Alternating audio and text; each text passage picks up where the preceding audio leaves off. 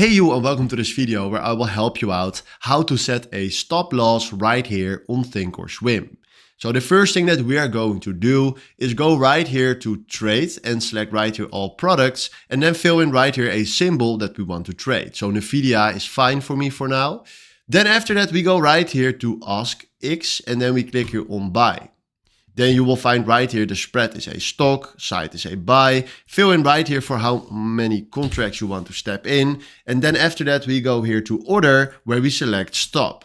Then right now we can fill in right here the stop price. So let's do 190. And then we created now, if you here click on confirm and send, we created ourselves right here a nice order and he will stop right here at 190. So if you do now send, we created ourselves a nice stop loss on Nvidia at the price right here that was standing right here.